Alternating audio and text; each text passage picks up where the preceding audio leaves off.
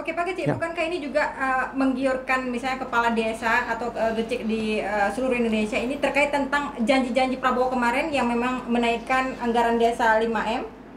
Ke 5M, Saya negara ini memang antusias sekali ingin saya melaksanakan. tidak percaya anggaran desa 5M itu. Tidak akan percaya sampai dengan besok, bukan hari ini. Mau bilang 5M, mau bilang 10M, itu siapa aja saya belum percaya karena belum sampai.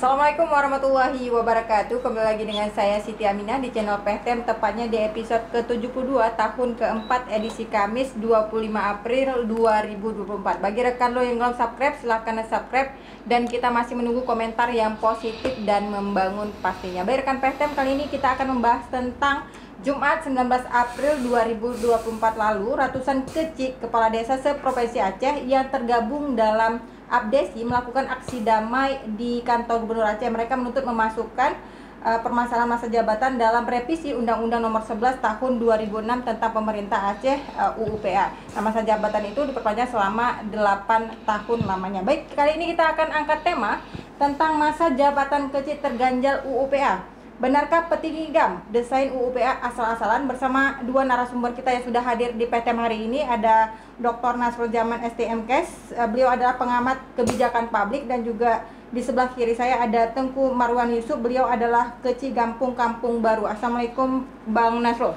Assalamualaikum warahmatullahi wabarakatuh. Apa kabarnya nih Bang? Alhamdulillah. Udah lama nih nggak ketemu nih ya, lama PTM Bang ya. sudah tidak hadir ke PTM, tapi sekali PTM lagi nih Bang, kayaknya isu-isu masih hit ya, terkait tentang yang terjadi di tengah masyarakat kita. Dan ada juga Tengku Marwan nih ya. Assalamualaikum Pak Kecik. Waalaikumsalam. Bagaimana kabarnya Pak? Sehat, alhamdulillah. Setelah demo sehat Pak atau semakin panas? Semakin sehat, semakin sehat. Berarti ada titik terang. Ada lah, insya Allah ada titik terang. Oke, tapi kita tanya dulu nih sama Pak Gecik ya, terkait tentang tema kita masa jabatan kecil terganjal UUPA. Ini kan masa jabatan ini kan secara undang-undang nasional diperpanjang ya, katanya 8 tahun. Kemarin apa nih tuntutannya demo di kantor DPR dan juga gubernur nih Pak Gecik? Tuntutan para kesi yang ada di seluruh Aceh, mereka menuntut kesetaraan undang-undang, karena undang-undang pemerintah desa yang telah disahkan di pemerintah pusat untuk Aceh terganjal dengan undang-undang pemerintah Aceh. Kenapa para kesi itu melakukan demo? Di sini ada terjadi rasa ketidaksetaraan ataupun rasa ketidakadilan.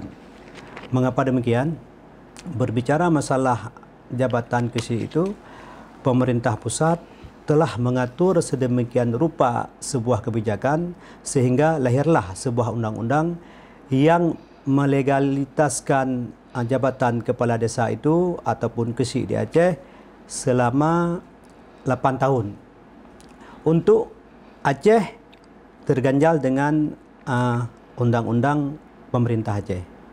Di sini ada yang saya sampaikan tadi, ada ketidaksetaraan di dalam pelaksanaannya. Kenapa hanya jabatan kesi saja yang harus mengacu ataupun mengikut kepada undang-undang pemerintah Aceh? Padahal kalau kita lihat banyak sekali di dalam perjanjian MOU Hasiki dalam undang-undang pemerintah Aceh itu, banyak sekali segala sesuatu itu yang merujuk kepada Undang-Undang Dasar 45, tidak merujuk kepada UUPA. Nanti mungkin saudara saya ataupun guru saya nanti akan menjabarkan nanti bagaimana masalah butir-butir pun dalam MOU. Baik Pak Kecik, tapi saya tanya dulu, Anda senang nggak kalau misalnya diperpanjang? Senang, menderita, atau seperti apa? Kalau ditanya secara jujur, setiap semua kesi itu pasti senang. Karena jabatan kesi itu segala sesuatu yang telah dilegalitaskan secara undang-undang dibolehkan. Sehingga anggaran desa pun diplot khusus untuk Pilciksung, pemilihan kesi langsung. Itu banyak juga anggaran itu. Hampir 40 juta itu dianggarkan untuk Pilciksung. Jadi secara otomatis semua kesi ataupun kepala desa semua merasa senang apabila jabatan mereka diperpanjang. Jujur aja, semua orang pasti Senang, ya? menginginkan jabatan. Kita tidak boleh munafik. Artinya angin surganya terhambat gara-gara UUPA. Oke, Bang Nasro, ini menarik ini ya, perpanjangan masa jabatan kepala desa menjadi 8 tahun. Tapi apa nih urgensi nih perpanjangan kepala desa ini kalau konteks dalam wilayah Aceh atau nasional seperti apa nih, Bang Nasro? Ya, kalau kita lihat ini kan ada kecerdikan ya daripada kepala desa se-Indonesia memanfaatkan momentum pileg dan pilpres, kemudian mendorong perubahan amandemen undang-undang pemerintahan kepala desa, atau pemerintahan desa ketika itu. Ya, sehingga ribuan geci, puluhan ribu malah itu ke sana melawan pressure berulang-ulang kali. Kemudian momentum pileg, pilpres, ya karena di sana banyak politisi, ditampunglah, kemudian disahkanlah. Karena memang resiko bagi para politisi ini kalau menolak. Karena kepemimpinan paling ujung itu adalah kepala desa. Nah, kalau ditolak sempat diisukan nanti buat partai ini risiko bagi elektabilitas partai masing-masing. Saya pikir dikecerdikan. Nah, tapi dalam konteks itu kemudian sudah disahkan oleh pemerintah, ya DPR sudah melakukan disahkan pemerintah, tapi ini masih akan ada yang melakukan gugatan judicial review terhadap itu. Nah, kita ingin ngelihat urgensi sebenarnya. Kalau kemudian Aceh menuntut sama wajar, itu adalah hak. Boleh-boleh saja. Dibenarkan oleh undang-undang, bukan disalahkan. Hanya saja, kalau kita katakan berbeda, kenapa kami berbeda? Benar berbeda. Karena dalam struktur pemerintahan Gampung kita, dikenal ada mukim juga. Di atas geci itu ada mukim. Nah, itu yang membedakan Aceh dengan mereka. Jadi, kepemerintahan Gampung di Aceh itu mengenal hierarki mukim di atasnya. Tetapi hanya saja mukim ini tidak ada cantelan undang-undangnya. Cantelannya kanun mukim. Nah, kemudian bagaimana pola relasi antara mukim, kepala desa, mukim dan camat. Ini juga di kanun belum jelas juga ini sampai sekarang. Penganggaran mukim sampai sekarang belum jelas. Penganggaran mukim. Penganggaran desa jelas karena dia dari APBN langsung. Nah gitu. Camat jelas juga. Tapi camat juga sekarang itu hanya bahasanya mewet-wet. Karena tidak ada kerja camat. Karena beberapa kewenangan camat dulu ngutip pajak, bikin KTP dan sebagainya sudah ditarik oleh bupati ke PTSP. Sekarang fungsi camat kan jadi rancu. Soal tanah juga dulu menjadi pejabat pembuat tanah dulu. Sekarang sudah ditarik semua oleh bupati sekarang. Jadi fungsi camat sekarang pajangan aja. Ya, salah satunya asistensi desa. Nah, itulah fungsinya paling. Nanti melihat laporannya, pencairan seperti apa, dana desa dan sebagainya, kolaborasi antara kepala desa dan camat. Nah, itu. Nah, menarik tentang Aceh misalkan. Sebatas hak sebenarnya sah-sah saja. Tetapi kalau kita mau ngelihat urgensi daripada perpanjangan masa jabatan dari 6 tahun ke 8 tahun, ini tidak ada satu argumentasi ilmiah pun yang kita dapatkan kemudian dikemukakan oleh para geci untuk bisa menjadi sesuatu yang sangat urgent tentang keperpanjangan jabatan ini. Kenapa saya bilang? Saya baca beberapa kajian misalkan. Kadang-kadang, ini kita lupa, kecil-kecil mungkin lupa juga. Geci itu adalah pemimpin paling ujung tombak kepemimpinan di desa. Nah, harusnya geci ini menjadi ujung tombak juga membangun kaderisasi kepemimpinan di desa. Itu penting sekali itu. Nah, kalaulah boleh 8 kali 3, 27 tahun, 8, 16, 24 tahun jadi geci, bayangkan kaderisasi kepemimpinan ini jadi terhambat. Dulu kita tak paham. Di Banda Aceh ini saja Pak Geci, beberapa kecil kan jadi anggota DPR nih. Nah, itu kan menarik nih. Kepemimpinan kecil karena bagus, kemudian dipilih rakyatnya di DPR nih. Nah, bukan malah kepemimpinan yang meminta masa perpanjangan lagi. Harusnya ketika dia sudah membangun desa bagus, dia jadi lompatan yang lebih baik lagi. Kalau kemarin dia hanya di desanya, katakanlah berapa kakak, misalnya 500, 700 kakak, maka dia menjadi DPR, dia ngurus lagi kanun Gampungnya, bisa-bisa jadi wali kota. Jadi jangan misalkan geci ini justru mendegradasi dia. Dia ini sudah hebat di Gampung. Ngapain harus lama-lama di Gampung? Karena kepemimpinan yang berhasil adalah kepemimpinan yang berhasil mengkaderkan. Itu satu. Yang kedua, dalam soal perpanjangan ini kan kebutuhan kecil, bukan kebutuhan warga. Harus dibedakan ini. Mana kebutuhan warga, mana kebutuhan kecil. Sebenarnya, saya itu kan pingin juga ya. Geci ini demo ke kantor gubernur, nuntut JKA kemarin yang tidak dibayar oleh gubernur. Itu keren. Itu keren tuh. Gecinya hadir sana membela hak rakyat. Karena APBA tidak menampung JKA. Itu keren tuh. Tapi kalau Geci demo karena untuk masa jabatannya, nggak keren. Sama sekali nggak keren. Nah, atau kemarin di nasional, Asosiasi Kepala Desa Nasional itu mendorong universal coverage. Jadi semua orang miskin nggak perlu harus bayar lagi kayak Aceh lah misalkan. Aceh kan udah nih ditanggung oleh pemerintah. Harusnya desa seluruh Indonesia tuh dorongnya seperti Aceh. Kenapa Aceh bisa? Kami nggak bisa. Kami warga kami juga mau ditanggung oleh pemerintah siapapun dia. Itu keren. Tapi demo berjilid-jilid kan hanya untuk masa jabatan dia. Nah disinilah saya ngelihat terdegradasi ya. Upaya-upaya yang pada beberapa gecik berhasil, kemudian terdegradasi karena hanya seolah-olah ini kepentingan geciknya saja nih. Oke. Tentang masa jabatan. Berarti Anda tidak setuju ya, Bang Nasrul ya? Saya dalam konteks ini tidak mendapatkan argumentasi yang kemudian ini bisa kita dorong. Yang pertama dalam konteks Aceh. Dalam konteks Aceh kita punya struktur memang berbeda. Aceh dengan jangan disamakan, jangan seolah sama di sana atau di sini. Enggak. Posisi UPA itu lex spesialis. Dia setara dengan Omnibus Law yang sekarang sebenarnya. Nah, dia spesialis juga. Maka kalau ini mau didorong, nah itu lain lagi politik Jakarta kita nanti Pak Keci. Tapi maksud saya adalah tidak semua yang sama Jakarta tuh harus Aceh ngikut. Itu penting. Pemahaman gitu juga harus kita elaborasi nanti. Baik, Bang Nasrul tadi ada menarik ya highlight-nya dari Bang Nasrul tadi ada kebutuhan Gecik, bukan kebutuhan masyarakat. Apakah memang ini terkesan nafsunya jabatan Pak Gecik aja nih seluruh profesi Aceh untuk perpanjangan jabatan selama 8 tahun ini Pak Gecik atau seperti apa? Kalau menurut saya apa yang disampaikan oleh Pak Nasrul mungkin ini menurut pandangan beliau. Tapi kalau dari pandangan saya secara pribadi, saya membantah secara tegas apa yang beliau sampaikan. Nah, alasannya? Alasannya, yang dituntut oleh Geci ini bukanlah masa jabatan, bukan ini, bukan itu. Kalau memang menuntut, kami lebih fokus kepada menuntut gaji Geci itu dinaikkan. Itu yang lebih kami tuntut. Karena kenapa? Dengan kerja Geci yang di daerah ini yang cukup susah, ada orang meninggal, orang kita antar Linto Baru dan segala macam segala sesuatu itu melibatkan Geci. Ongkos antar Linto Baru ke sana, kadang-kadang antar provinsi, begitu banyak was. Kami lebih fokus menuntut kepada gaji kami. Tapi kenapa hari ini para Geci menuntut masa jabatannya 5 tahun itu?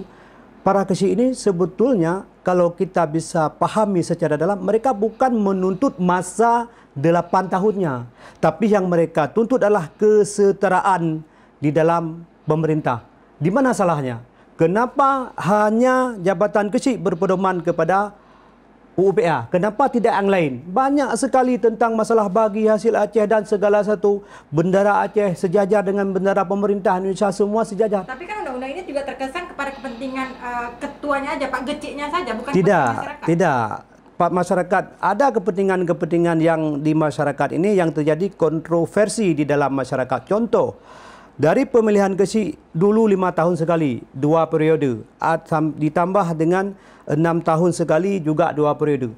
Di dalam 6 tahun sekali itu, Geci ketika bekerja dia dengan bagus, maka ketika dia mencalonkan diri kembali, maka masyarakat akan memilih kembali. Ketika para Geci bekerja dengan tidak bagus, terlalu mengedepankan nafsu pribadinya, kelompok dan golongannya, maka jangan berharap dia akan mendapatkan jabatan untuk kedua kalinya. Tidak berpengaruh dengan 6 tahun dan 8 tahun. Yang 8 tahun ini ada sisi baik yang sangat kita rasakan nanti apabila ini dikabulkan. Setiap pemilihan Geci di setiap kampung itu pasti terjadi perpecahan di dalam masyarakat dalam menentukan calon pemimpinnya ataupun calon Gecinya masing-masing. Dengan jarak waktu yang ditentukan, mungkin ini memperjarak rasa permusuhan di antara warga gara-gara memilih calon Geci. Ini satu keuntungan. Oke Pak Gecik, Ya. bukankah ini juga menggiurkan misalnya kepala desa atau Gecik di seluruh Indonesia ini terkait tentang janji-janji Prabowo kemarin yang memang menaikkan anggaran desa 5M? Eh, 5M, saya- negara ini memang antusias sekali ingin Saya disamakan. tidak percaya anggaran desa 5M itu. Tidak akan percaya sampai dengan besok, bukan hari ini. Mau bilang 5M, mau bilang 10M, itu siapa aja saya belum percaya karena belum sampai. Karena kenapa? Saya sudah 2 periode menjadi Gecik, anggaran dana desa hari ini sampai hari ini tersendat-sendat. Masih belum lancar, tidak sesuai yang diinginkan. Apalagi dengan hari ini ada COVID, pembagian dana desa itu kepada BLT, bagian dana desa itu kepada ketahanan pangan yang dihilangkan oleh semua. Paling-paling dana yang bisa dianggarkan untuk Gecik paling-paling 100-an juta setiap Gecik yang ada di Kota Banda Aceh. Enggak terlalu banyak duitnya. Oke, baik. Sebelumnya ya, pemirsa PTM, DPR RI telah mengesahkan perubahan Undang-Undang Nomor 6 Tahun 2014 tentang desa. Salah satu poin dalam regulasi tersebut adalah perpanjangan masa jabatan kepala desa menjadi 8 tahun. Pak Bang Nasrul, tadi menarik juga ya. Tidak ada sentimen pribadi di situ, tetapi juga berbicara tentang masyarakat. Ini apakah menjadi alat politik pileg kemarin ini, Bang Nasrul, terkait ini? Iya, tidak bisa kita nafikan di seluruh media televisi, kita lihat di YouTube semuanya adalah Gecik itu memang dimobilisasi, kan kita lihat pernyataan sebagainya itu nggak bisa kita pungkiri. Tapi yang menarik adalah kalau tadi pernyataannya, oh kami kenapa dibedakan? Malah sekarang bupati hanya 5 tahun, gubernur 5 tahun. Kalau soal misalkan terjadi perpecahan ini kan hiperbola nih. Dalam setiap kontestasi pemilihan pasti. Pak Gecik ketika memilih kepala dusun misalkan, konflik itu pasti. Nggak usah jauh-jauh, ini yang urusan dunia, urusan akhirat. Ketika Pak Gecik menentukan BKM, benar nggak ada konflik nggak? Komplit. Nah itu dia. Jadi sebenarnya konflik ini memang sudah sunatullah nih Pak Gecik. Jadi soal itu sunatullah. Bupati pemilihan wali kota juga gitu. Setelah dipilih wali kotanya konflik juga. Mau lebih parah lagi Pak Gecik. Kalau Pak Gecik nggak mungkin mampu lama-lama bermusuhan dengan warganya, nggak mungkin. Karena di masjid ketemu, sambil jalan ketemu. Tapi kalau wali kota bupati Nggak ketemu. konflik, coba bayangkan. Ya Pak Gecik kan tahu juga lah berkenal sama wali kota misalnya. Ada kampung yang nggak pernah dibangun oleh Pak Wali misalkan. Karena sebelah dia. Itu lebih tinggi lagi eskalasi konfliknya. Jadi maksud saya bukan pada eskalasi konfliknya. Tetapi pada urgensi kepemimpinan kita ngelihatnya. Jadi saya ngelihat begini. Kalaulah dalam 6 tahun ini ya, 6 tahun ini kan terpanjang juga. Dari presiden 5 tahun, gubernur 5 tahun, DPR 5 tahun, kemudian wali kota, bupati 5 tahun. Tapi Gecik 6 tahun. Itu sudah spesialis. Bisa 2 periode jadi 12 tahun masa kepemimpinan. Kalau Pak Gecik umur 40 sekarang, tambah 52 tahun nanti. Baru udah pensiun nggak pilih lagi. Saya pikir ini sudah. Tapi kalau soal berat tadi, kita bilang benar berat. Tapi masih banyak juga yang berlomba jadi Gecik. Ya, Nah ini kan kontradiksi nih. Berat, saya yakin kali bayangkan malam dibangunin sebagainya. Tapi berlomba juga orang Gecik.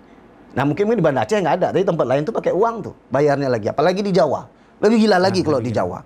Nah maksud saya urgensi yang dibutuhkan oleh Gecik di Aceh dalam konteks ini bukanlah masa periode.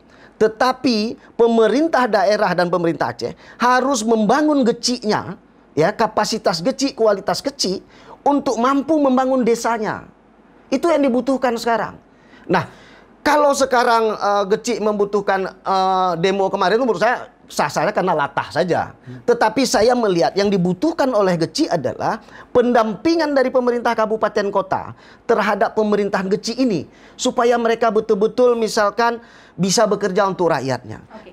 Berarti Di situ jadi persoalan. Bang Nasrul, menurut Anda selama ini memang apakah banyak nih di Provinsi Aceh, kalau menurut Anda dari kacamata Anda bahwa banyak Gecik yang gagal untuk apa? Nah contoh, ya betul. Contoh misalnya, Pak Gecik, bisa nggak Pak Gecik jelaskan pada saya misalkan berapa angka kemiskinan di kampung, kemudian soal kesehatan, ASI eksklusif berapa, stunting berapa, anak putus sekolah berapa, dan sebagainya.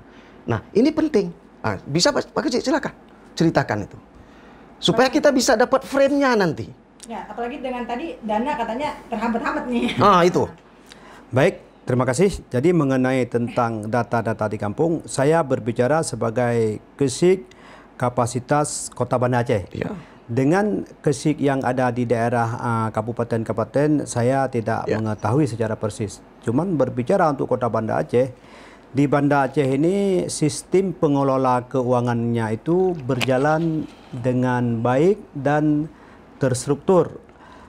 Uang yang dikelontorkan untuk desa yang ada di Banda Aceh ini semua itu dalam pantauan para pihak. Seperti yang disampaikan tadi oleh Bapak Doktor, masalah camat.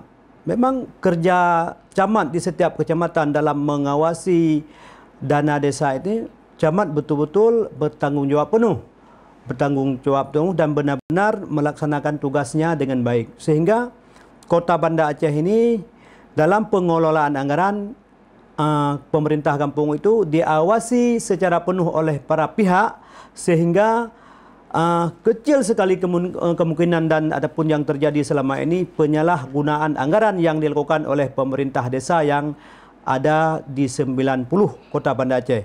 Berbicara masalah kabupaten, saya tidak tahu bagaimana Kesik di sana mengelolanya. Kalau untuk Banda Aceh, saya apresiasi ataupun saya acungkan jempol kepada pemerintah Kota Banda Aceh dan jajarannya bagus sehingga tidak ada satupun yang terjerat kasus hukum di Kota Banda Aceh tentang penyalahgunaan dana desa. Mengenai data-data stunting yang ada di kampung yang ada di Banda Aceh ini, saya berbicara atas nama Kesik Kampung Baru Kecamatan Baitur Rahman. Masalah data kemiskinan, kami di Banda Aceh ini sangat sedikit sekali warga yang miskin di Kampung Baru. Karena Kampung Baru itu masyarakatnya 99% mereka pendatang dan melakukan aktivitas di Kampung Baru itu dalam bentuk usaha jual beli dan pedagang kaki lima yang ada di Kampung Baru.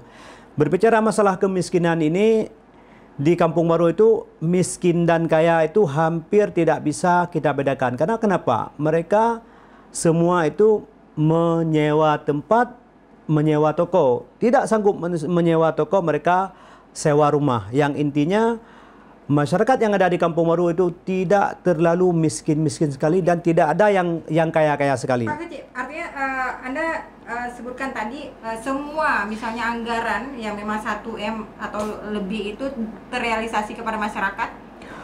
Kalau anggaran dana desa selama ini, saya pada kesempatan ini juga memohon kepada pemerintah untuk memberikan penerangan-penerangan yang bagus kepada masyarakat sistem keuangan dana desa.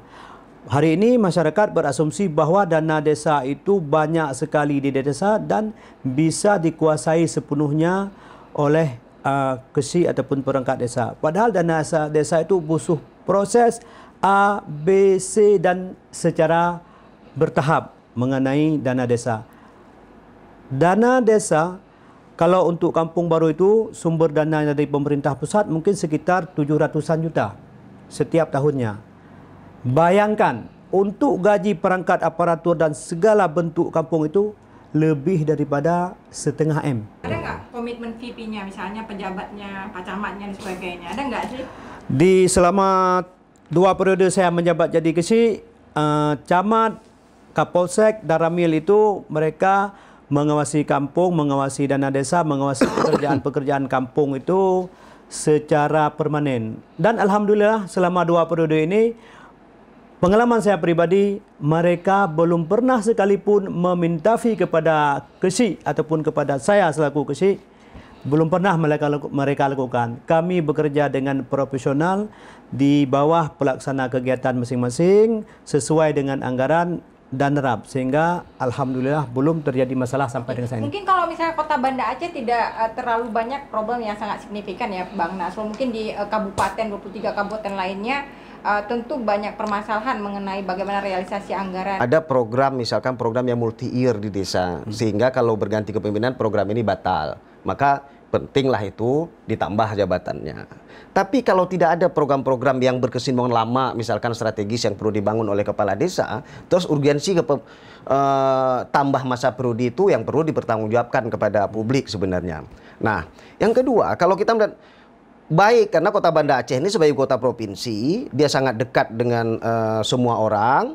kemudian juga pemerintahannya juga sudah bagus dibanding dengan kabupaten kota. Tapi coba kita lihat, misalkan nih Pak Kecik, ketika ini musim hujan nih kan, ketika mau musim hujan, tuh angka DBD kita naik lagi Pak Kecik, angka DBD kita. Nah, terus saya nggak pernah lihat ada inisiatif kecil-kecil misalkan melakukan penurunan itu, kecuali kita mari Dinkes nanti yang kemudian sibuk di-scare aja dan baru melakukan pencegahan lagi. Maksud saya ini adalah contoh-contoh bagaimana sebenarnya butuh terus pendampingan pada kecil untuk lebih tanggap dan positif, sehingga kalau kita bilang dada desa kurang, betul. Kurang, karena memang ini tidak terpenuhi, tidak terpenuhi. Nah, misalkan data saya temukan misalnya Pak Kecik ya, yang paling rajin Kecik itu kan bikin rabat beton. Bikin rabat beton. Itu paling rajin, hampir setiap kampung itu rabat beton aja selalu paling besar. Tapi bagaimana dana-dana, kemudian program pemberdayaan, pemandirian tadi Pak Kecik, UMKM tadi didampingi sebagainya, ya mungkin karena dana kurang. Tapi ini juga belum muncul menjadi satu pionir-pionir. Yang gitu ya. Kalau saya tracking misalkan, ini Kampung Baru misalkan, kelebihan desa kampung baru misalkan, nggak kita temukan juga misalkan. Beda misalkan ini kita browsing misalkan, kalau kita lihat misalkan kepala desa Kaliasri Malang, itu demo masyarakatnya untuk dia nggak mundur. Masyarakat yang demo, ketika masa pencalonan Kecil dia nggak mau, akhirnya diambil oleh masyarakat, dijajah semua, disuruh daftar dia. Nah itu masyarakat yang demo. Jadi maksud saya dalam persoalan masa kepanjangan ini, oke, silakan mengadvokasi adalah hak, tetapi nggak perlu ngotot juga. Nah, nggak perlu ngoyo, nggak perlu apa, itu hak, boleh silakan berjuang. Tapi jangan sampai misalkan merugikan layanan-layanan di masyarakat. Karena sebatas hak nggak boleh dilarang. Memang itu hak namanya, dijamin oleh undang-undang. Kecil itu meminta perpanjangan karena di sana. Tapi lagi-lagi saya sampaikan, marilah dulu sambil menuntut hak lah, bukan sambil menuntut hak itu, tingkatkan kinerja ada dulu. Sehingga muncullah kecil-kecil teladan, nggak usah level nasional lah, level provinsi, kemudian kecil-kecil di Banda Aceh, kalau di Banda Aceh ini menjadi tempat kecil-kecil lain datang, bagaimana memimpin kampung, bagaimana sistem IT tadi sebenarnya ya, sehingga data terkontrol, terkendalikan, tidak ada bisa siapapun main di anggaran, kan menarik nih sebenarnya. Dan ini harus ditularkan terus. Nah, oleh karena itu saya pikir tidak sama kemajuan antara kecil yang di Banda Aceh dengan kecil kampung lain. Nah, tapi dalam hal misalkan, oh kami sama-sama dukung, iya, makanya semakin rendah kualitas layanan di kampung, harusnya tuntutannya juga semakin nggak kuat. Nah, orang kecil yang memang sudah cukup bagus, layanan di kampungnya semua bagus, boleh-boleh saja berteriak dengan lantang. Tapi ini kan aneh menurut saya, banyak orang yang lagi hanai tedro, kan? Kemudian dia pula suara paling besar. Ini kita lihatlah pada aksi-aksi misalkan. Contoh pasti kecil kemarin. Akhirnya kan dia ditangkap tuh. Yang betato kecil demo di di DPR waktu itu. Ternyata dia salah satu kena kurir narkoba. Ada dua itu. Kecil dia? Iya. Kepala desa itu demo di Jakarta. Oh, Jakarta. Demo di Jakarta. Ketika pulang ternyata jadi dari tanda dari tatonya kecil yang paling banyak ngomongnya ternyata itu masalahnya. Nah, tapi di sini kita nggak ada. Maksud saya perlu juga disadarkan nih Pak Kecik sama kawan-kawan kecil yang lain. Saya pikir kualitas ditingkatkan dulu, gitu ya. Urgensinya baru kita bicara belakangan. Karena Pak Kecik juga sebagai instrumen pemerintah paling ujung juga harus paham. Bicara UU PA Pak Kecik bukan hanya kepentingan kecil di situ. Ya. Itu hati-hati maksud saya. Saya akan menyalahkan kecil kalau sampai misalnya kecil ngotot kemudian mendemo dan memaksa ada revisi UU PA. Kemudian Aceh dirusak UPA-nya semua. Lebih bahaya. Siapa tanggung jawab? Itu kami sebenarnya, saya ikut nyusun UPA Pak Kecik. Fit Task Force itu. Maka kita hati-hati. Dulu kita dalam nomenklatur kita camat kita buang karena ada mukim Pak Kecik. Tapi Depdagi nggak setuju. Nah, makanya saya bilang dalam konteks Aceh ketika para kecik menuntut itu, hati-hati dulu nih. Hati-hati. Tuntutan revisi UPA bukan hanya dari kecik, dulu juga sudah ada. Tapi DPRA sampai sekarang belum merekomendasikan karena itu ada kewenangannya di DPRA. DPRA Pak Kecik. DPRI tidak boleh melakukan perubahan UPA kalau rekomendasinya nggak ada. Itu nyatakan jelas tuh di pasal peralihan Undang-Undang Pemerintahan Aceh. Oleh karena itu kita harus mikirnya sama-sama lagi. Tidak boleh misal betul ada kepentingan kecil di situ, ya. Tapi jangan karena kepentingan kecil soal masa jabatan kemudian meruntuhkan UPA yang kita pertahankan dengan sangat luar biasa ini. Nah, kehati-hatian ini yang saya harapkan daripada kecil. Jadi, di luar boleh mereka emosional Pak Kecik. Tapi di kita, karena Pak Kecik mewadahi ribuan orang, yang punya rakyat itu bukanlah bupati atau gubernur Pak Kecik. Tapi Pak Kecik lah yang punya rakyat. Oleh karena itu, masa depan UPA yang pasti itu masa depan Aceh, Pak Kecik harus lebih paham. Ketimbang kami. Karena yang berhadapan dengan masyarakat langsung itu, ya kalau hana bercijak baru rumah Pak Kecik, misalkan, kan anak-anak kalau sekolah mau pinjam utang Pak Kecik memang itu tempatnya. Itu yang jadi soal. Oleh karena itu perlu hati-hati Pak Kecik. Saya mengingatkan itu saja. Jangan misalkan mentang-mentang mau sama, tapi kita korbankan kepentingan lebih besar. Oleh karena ini itu mengingatkan para Kecik secara nasional. Seluruh Aceh. Hati-hati karena kita memang beda kok. Oleh karena itu perlu kehati-hatian. Berbeda meskipun terlihat sengsara kepada Pak Keciknya ya, terkesan nggak apa-apa nih, nggak apa-apa kalau misalnya nggak diperpanjangkan. Apakah memang maksudnya ikhlas seperti itu nih Pak Kecik? Kalau saya secara pribadi, masalah 5 tahun, 6 tahun, 2 tahun itu bukan sebuah persoalan. Tapi seperti yang saya bilang tadi, Kecik-kecik di Aceh ini tidak ada rencana, upaya, niat ataupun apa nama lainnya untuk merusak ataupun merubah undang-undang pemerintah Aceh. Mereka lebih cenderung menuntut kepada kesetaraan pelaksanaan undang-undang. Kesetaraan juga harus direvisi nih Pak Kecik. Enggak. Bukan. Bagaimana caranya kalau tidak direvisi? Kan kalau Kecik berpedoman kepada lex spesialis undang-undang pemerintah Aceh, kan? Mungkin Bapak Doktor bisa menguraikan apa-apa saja isi-isi di dalam UPA itu yang belum direalisasi, silakan direalisasi. Itu yang penting. Iya, kasusnya jadi tidak sama Pak Kecik. Ini kan soal masa jabatan. Dengan kasus yang PP belum keluar, pengibaran bendera, misalkan pembagian hasil kita udah jelas Pak Kecik. Tentang zona ekonomi eksklusif juga udah jelas PP. Tinggal ada beberapa PP lagi yang nggak jalan soal misalkan kewenangan tanah. Tapi hal itu akan berbeda dengan yang kita tuntut dengan soal masa jabatan Pak Kecik. Nah, soal masa jabatan ini lebih pada geciknya. Soal PP kewenangan tanah misalkan yang belum dikasih ke kita, sehingga BPN masih ada juga di sini, harusnya BPN udah nggak perlu lagi. Itu kan beda tingkatan tingkatan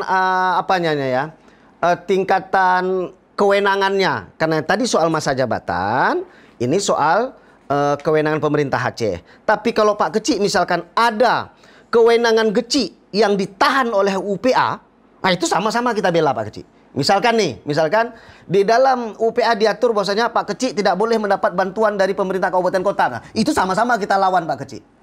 Nah, tapi kalau misalkan soal masa jabatan di situ agak saya bilang tadi, hak silakan, tapi hati-hati karena konteks Aceh ini merubah itu memang Jawa akan menunggu, Jakarta menunggu. Begitu dirubah habis semuanya, habis selesai Oke. sudah. Bentar, Bang Nasrul, tadi Pak Gecik mengatakan tidak ada niat untuk merubah UUP. Tapi ini para Gecik ya, dari hasil demo kemarin mendorong permasalahan kampung dan masa jabatan dalam UUPA yang pasal 115, 116 dan juga 117 tersebut juga ikut dirubah dengan penyesuaian undang-undang desa. Artinya kan harus direvisi nih Pak Gecik. Ini mungkin tuntutan sebagian ya, tuntutan sebagian yang dilakukan oleh koordinator. Mungkin ada tuntutan yang lainnya selain itu? Saya juga tidak tahu karena kemarin saya berhalangan hadir. Oke, Pak Gecik tidak hadir pada masa demo. Oke, kalau begitu kan tadi Bang Nasrul meminta, ini kan Pak Gecik juga anggota Abdesi ya, Provinsi Aceh. Tentu kenapa tidak ada perjuangan misalnya dari kepala desa tentang hak-hak rakyat, misalnya Rezalmi, misalnya seperti kemarin tuh sempat JK Atren, tidak sebagainya. Dalam masalah ini saya kurang tahu persis di mana masalahnya. Cuman setelah ada pengesahan undang-undang di pemerintah pusat, tiba-tiba ada aksi daripada para Gecik. Mungkin ini punya latar belakang yang mungkin saya tidak tahu persis. Ketika ini saya sampaikan takutnya salah. Mungkin ada. Berarti tidak semua Gecik itu ikut demo ya Pak? Tidak. Karena Gecik hampir 1000 kemarin. Kampung di Aceh kan berapa ribu, lebih banyak kan. Artinya nggak semua setuju dong? Bukan nggak semua setuju, nggak semua ikut. Mungkin yang lain setuju juga, cuman tidak ada kesempatan. Itu didanai? Tidak. Tidak, berarti secara dana sendiri. Personal ya, secara personal. Baik, Bang Nasrul, itu menarik karena terbatas waktu nih Bang Nasrul. Ini atas demo kemarin ya hari Jumat lalu, apakah memang nanti akan didorong oleh DPRA atau disahkan ini prosesnya, atau memang diabaikan ini kalau dilihat dari potensi demonya Gecik kemarin nih Bang Nasrul? Nggak boleh juga diabaikan, nggak boleh juga dihambat, tapi perlu dikomunikasikan. Nah, rumus sumbatan-sumbatan selama ini, letupan-letupan itu karena komunikasi yang terhambat. Saya pikir kecil-kecil boleh diajak diskusi. Apa persoalannya? Ya, bisa nggak kita mengakui secara spesialis memang Aceh ini? Bisa nggak? Sama seperti kita menerima syariat Islam. Kan nggak ada juga yang nolak kita syariat Islam. Padahal kalau kita lihat banyak juga nggak sholat sebagainya. Ya, tapi dia nerima juga sebagai syariat Islam. Ada juga tukang judi batu macam sini, tapi dia nerima sana. Nah, begitu juga kecil. Ini kan soal komunikasi saja. Soal kemudian mereka ikut mengaksi di Jakarta sebagai sesama abdesi boleh. Tetapi ketika kembali ke Aceh ini dia menjadi Aceh. Ketika dia keluar Aceh, dia menjadi nasional. Tapi ketika di Aceh, dia menjadi Aceh dan harus berpikir lebih luas dari hanya sekedar jabatan kecil. Oleh karena itu saya pikir pemerintah Aceh, baik DPRA, ajak duduk. Jadi jangan demo begitu saja, diajak duduk dulu, jelasin semuanya, samperin, sampaikan apa plus minusnya, seperti apa. Nah, baru kita bisa duduk dengan nyaman. Memberikan pemahaman kepada seluruh kecil. Seluruh kecil. Jadi kita plus minusnya apa, baru kita bisa selesaikan masalah ini. Bukan begitu maksud saya Bang Nasrul. Maksudnya setiap pasal yang ingin direvisi oleh Pak Gecik tadi, kemungkinan iya, kalau memang maksudnya disahkan seperti itu dengan alasan permasalahan yang kompleks tadi. Iya, nggak mungkin. Kenapa? Belum lagi nggak mungkin. Kenapa? Karena tidak ada kesepakatan di antara pemerintah Aceh. Nah, polanya ini kan sebenarnya kalau kita mau merubah itu dengan kepentingan-kepentingan Aceh lain, misalkan kita sandingkan dengan kita meminta dirubah bahwasanya dana otsus seumur hidup, misalkan masuk dalam poin itu sebagainya gitu ya. Nah, itu adalah momentum. Nanti kalau terjadi revisi UPA, amandemen UPA. Tapi lagi-lagi kan itu kemarin sudah dibicarakan itu. Kalau itu dari kita, itu liar sekali. Liar sekali dan kita cilaka betul, hati-hati betul. Nah, tapi kalau itu dari presiden, dia bisa tinggal lokalisasi Pak Kecil. Nah, bisa hanya pasal ini dirubah, hanya pasal ini. Itu menarik. Tapi kalau kita mau dorong ke DPR amandemennya, wah itu ya saya agak khawatir itu. Ya, saya juga mendapat informasi kemarin mungkin ini adalah wewenang DPR RI mungkin bisa nantinya menyampaikan kepada Presiden tentang pasal-pasal itu untuk kecil 8 tahun. Wewenang nasional bukan pemerintah Aceh. Tetap nggak bisa dia kalau tidak ada rekomendasi dari DPRA untuk amandemen tetap nggak bisa karena dikunci di pasal peralihan itu. Tapi ini pemerintah mengatakan loh Bang Nasrul, pemerintah Aceh mengapresiasi penyampaian aspirasi harus dalam perubahan UPA bukan ranahnya pemerintah Aceh melainkan nasional. Iya, rubahnya di sana, tapi di sana nggak bisa rubah kalau tidak rekomendasi DPRA. Mungkin begini. Itu syaratnya. Mungkin yang dirubah itu bukan UPA, mungkin yang dirubah itu dimasukkan aja, mungkin kecilnya menjadi 8 tahun, mungkin itu saja. Bisa jadi yang lain-lain juga, makanya saya bilang mau kita tapi sampai perubahan misalkan, tapi di DPR A B C D F G H I J K L M N siapa yang jaga itu. Maka kemarin ketika kita mau revisi, ini kan 3 tahun lalu juga kita mau revisi Pak Kecil nih UPA. Tapi hati-hati sekali akhirnya kita batal. Sedikit Pak Dokter, saya ingin kurang paham. Dulu setelah perjanjian damai itu ada pemerintah Aceh ini memiliki undang-undang pemerintah Aceh. Apa sampai dengan saat sekarang, apakah undang-undang pemerintah Aceh masih berlaku? Apa sekarang menjadi kanun? Nah, jadi gini, hasil MOU Helsinki ada berapa butir? Pakatlah kemarin tuh pemerintah Aceh, civil society sama pemerintah pusat merumuskan namanya undang-undang pemerintah, itulah UPA itu. UPA ini plus minus. Tidak semua menampung MOU Helsinki, tapi tidak semua menafikan. Nah, di UPA ini beberapa hal sangat jelas dinyatakan termasuk jabatan kecil, jabatan mukim, posisi camat, bupati, wali kota, dan gubernur. Sudah diatur semua. Nah, tapi ada yang nggak diatur. Contoh di kecil saya bilang ya, soal Panwaslu. Itu tidak diatur. Sehingga karena dia tidak diatur di UPA, itu diambil kewenangan oleh pusat. Maka dibikinlah Bawaslu pusat, kita bikin Panwasli sendiri. Tapi soal KIP, jelas diatur. Jadi makanya sesuatu yang diatur secara terang benderang di UPA, itu tidak serta-merta bisa mudah kita rubah. Tapi kalau misalkan Gecik boleh dipilih, tidak disebutkan masa jabatannya, itu dengan segera bisa keluar PP, bisa keluar Perpres untuk masa jabatan Pak Gecik. Baik, terima kasih Pak Nasrul dan juga Pak Gecik atas waktunya untuk closing statement nih. Silahkan sampaikan kepada DPRA mungkin, pemerintah Aceh mungkin terkait tentang perpanjangan masa jabatan Gecik. Silakan Pak Gecik. Baik, kami mengharapkan kepada pemerintah Aceh tentang perihal KESI 8 tahun untuk KESI di Aceh. Mungkin pemerintah Aceh ini punya wewenang yang khusus mendiskusikan dengan para pihak terkait bagaimana mencari solusinya. Apakah mungkin dirubah menjadi 8 tahun atau tetap 6 tahun. Ketika ada suatu keputusan dari pemerintah, mungkin para KESI yang ada di Aceh menerima dengan hati yang lapang dan legowo, tidak menjadi persoalan. Oke, apalagi Pak Kecil sudah 2 periode ya. Yang lain-lain nih sepertinya. Baik, Bang Nasrul, silakan Bang Nasrul sampaikan kepada. Ya, saya sebenarnya juga pemerintah Aceh, DPR duduk dengan para KESI, dengan asosiasi KESI, menjelaskan duduk perkara ini soal ini. Jangan dibiarkan ini tidak ada selesainya. Harus ada selesai pada tahap pemerintah Aceh. Kita harapkan nanti KESI ini bisa bekerja lagi. Jangan ada kompor-kompor lagi di daerah. Kemudian ini jadi KESI jadi meninggalkan kerja-kerjaannya yang langsung berhubungan dengan masyarakat. Maka kita harapkan pemerintah Aceh, DPR, panggil asosiasi KESI, jelaskan duduk perkaranya seperti apa persoalan jabatan dalam konteks UPA di pemerintah Aceh. Sehingga semuanya bisa selesai. Tidaklah lagi isu-isu liar. Apalagi saling menyalahkan di antara pemerintah Aceh harus menanggapi persoalan ini dengan cepat. Dengan lambat ya. Oke. Baik, terima kasih Pak Kecil dan juga Bang Nasrul atas diskusinya yang sangat menarik ya pemirsa PTM yang ada di rumah terkait tentang undang-undang perpanjangan masa jabatan desa dan juga itu bertentangan dengan UU PA Aceh.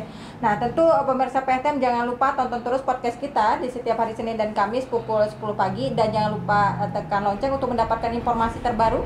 Like, share, and subscribe juga. Saya Siti Aminah mohon undur diri. Assalamualaikum warahmatullahi wabarakatuh. Waalaikumsalam warahmatullahi wabarakatuh.